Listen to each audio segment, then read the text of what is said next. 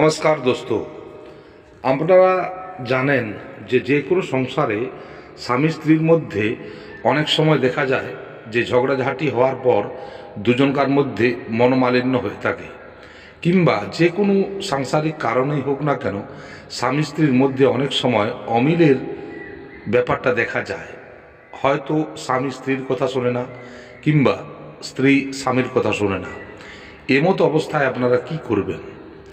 এই সব সমস্যার সমাধান কিন্তু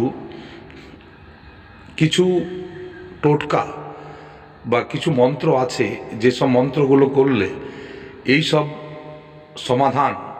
সমস্যার সমাধান কিন্তু আপনারা পেতে পারেন।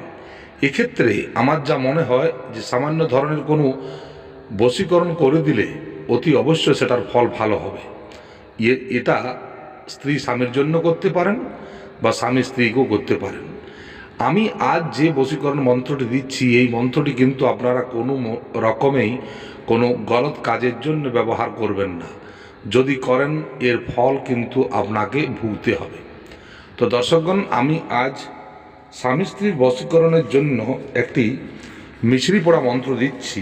এই মন্ত্র শুক্রবার দিন এক ডাকে, অর্থাৎ দোকান যখন খুলবে ওই খোলার সাথে সাথেই আপনি কিছু টাকার মিছরি কিনে আনবেন, এবং মিছরি কিনে এনে আপনারা ওই মিছরিতে এই মন্ত্রটি 21 বার পড়ে সেই মিছরির শরবত বানিয়ে আপনি আপনার স্ত্রীকে খাওয়াতে পারেন, কিংবা কোনো স্ত্রী তার স্বামীকে খাওয়াতে পারে। যদি আপনারা এই রকম শরবতকে আপনারা খাওয়াতে পারেন, তো অতি অবশ্যই আপনার স্বামী আপনার কথা শুনবে, কিংবা স্ত্রী তার স্বামীর কথা শুনবে। দর্শকগণ, এরপর আপনারা মন্ত্রটি শুনে নিন, এবং মন্ত্রটি আমি ডেসক্রিপশন বক্সেও লিখে দেব।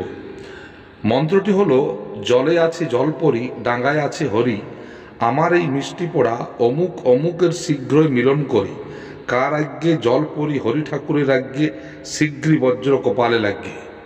এটি হলো মন্ত্র। মন্ত্রটি আরেকবার বলে দিচ্ছি: জলে আছে জলপরি, ডাঙ্গায় আছে হরি, আমার এই মিষ্টি পোড়া অমুক অমুকের শীঘ্রই মিলন করি, কার আজ্ঞে জলপরি হরি ঠাকুরের আজ্ঞে শীঘ্রই বজ্র কপালে লাগে।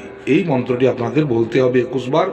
21 বার বলে আপনারা এই মিছরির জলে শরবত বানিয়ে আপনারা খাইয়ে দেবেন। অতি অবশ্যই বশীকরণ হবেই এবং হবেই। আপনারা ভালো থাকুন, সুস্থ থাকুন, সপরিবারে কুশলে থাকুন, এটাই আমার ইচ্ছা। মা তারার কৃপায় আপনাদের সবার মঙ্গল হোক। জয় তারা, জয় তারা, জয় গুরু বামদেব।